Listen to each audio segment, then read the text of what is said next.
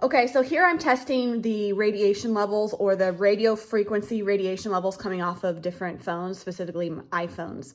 So I'm looking at my iPhone 11 Pro. The reason why I wanted this one is because I heard that this has the lowest radiation level that's emitted, but that is when there was a 3G option. Now I have the latest iOS at 16.5 and there are no voice and data options. So you can't toggle between 3G, 4G, LTE, and 5G.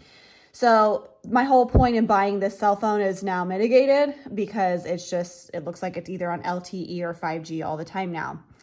And so now I wanted to see what, like I said, the RF or radio frequency levels are on this phone. So as you can see, you probably heard it beeping as I was talking, just to give an intro.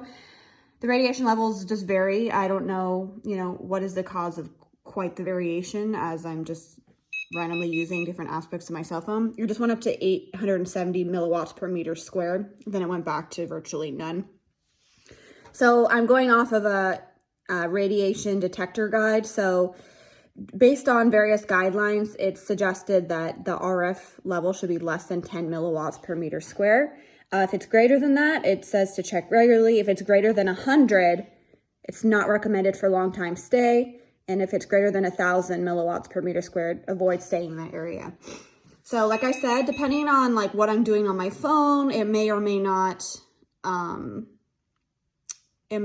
cause the levels to go up. So now it's going up near to 1,000 when I open up my internet browser. 1,000. So it's great, obviously greater than 100, not recommended for long time stay, and it's not quite at 1,000, but it's close to avoid staying in that area. So that's pretty crazy. No matter what the cell phone company is saying, this is not healthy for anyone. And this is honestly really pissing me off. So anyways, there's the iPhone 11 Pro. There you go for safety measures, guys. Okay, so now I wanted to test the RF levels that are emitted from my iPhone 12 mini. So I have my radiation meter over here. It was going crazy up until just a second ago with this far of a distance. Right now it seems to have calmed down. Let me open up my browser. Oh, there we go. Let's see. It's at about 28, 30. And that's with this big of a distance. And as I mentioned before, what's considered normal is less than 10 milliwatts per meter squared. Right now we're in the 30s to 40s, 20s to 40s, bounces around. Check regularly is greater than 10 milliwatts per meter squared, and greater than 100 is where we're in the not recommended for long time stay. Okay, so now I'm gonna put it right next to my phone. So we have it jumping up from 20 to 40 range to now we're in the 600.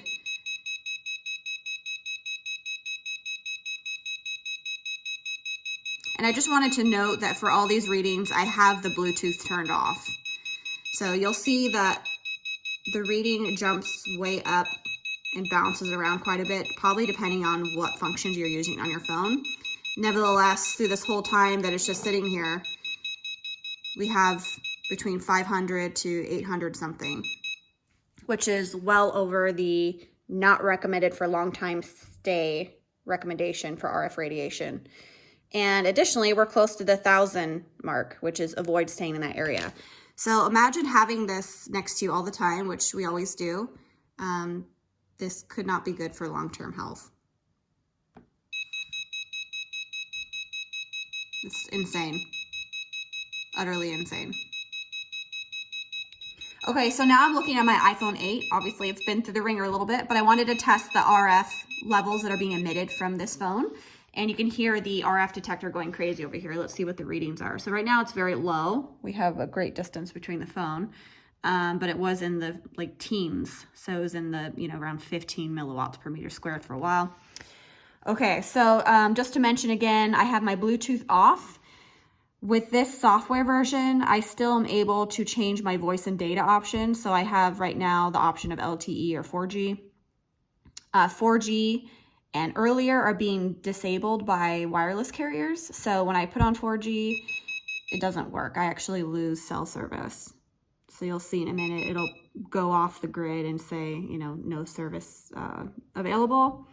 So it's still thinking and figuring it out, but just from experience, that's what happens. So I have it on LTE. Anyways, let's put the radiation detector right next to the phone.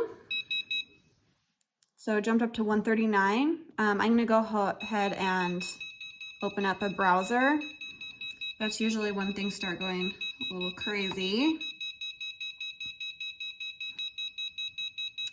Okay, so now we have like 428, 367, so it's jumping around. It's still very high relative to what's considered a good range to be around. So greater than 100 is not recommended for long time stay. And for most of us, we are around our phones, well, all the time. And then over 1,000, avoid staying in that area. So we're not near 1,000, but we're still in the several hundreds range. So once again, this is better than the iPhone 11 Pro with the upgraded software and the now limited carrier options. So I can no longer use the 3G capability on my iPhone 11 Pro. And it's fluctuating between LTE and 5G. And that's the same for the iPhone 12 mini, which I also showed. So it fluctuates between the LTE and the 5G. So this is still really not good. This is really not good. But anyways, I just wanted to show, is a test more for myself? I'm trying to figure out what to do because I want to be around a phone that's not gonna cause me harm. Okay, so don't mind my beat up piece of paper here. But anyways, this is from emfsafetynetwork.org. But this is very prevalent and well-known information. This has been known since the 90s that RF radiation is hazardous to biological life. And the World Health Organization classifies radio frequency as a 2B carcinogen, same as DDT and lead. And thousands of studies link biological effects to RF radiation exposure, including increased cancer risk, damage to the nervous system, adverse reproductive effects, DNA damage, and more. So anyways, with the upgrade to 5G and for cell networks and LTE even, the radiation, the RF exposure, it's much, much higher than it was before under 3G. And that to me is a problem. Okay, so now I wanted to test the RF levels that will be emitted from the microwave. So yes, microwave radiation is RF radiation, and that's been known for a very long time to be harmful to biological life. So anyways, right now we have the radiation reader showing very minimally. Okay, so I'm gonna go ahead and turn on full power on the microwave.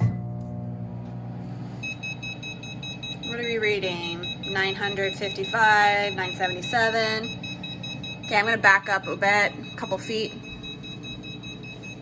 We're still at the 790 range. Back up even further, 577. Now we're gonna go really close. We're over 1,000. So we know this is harmful. And this is on par with a cell phone.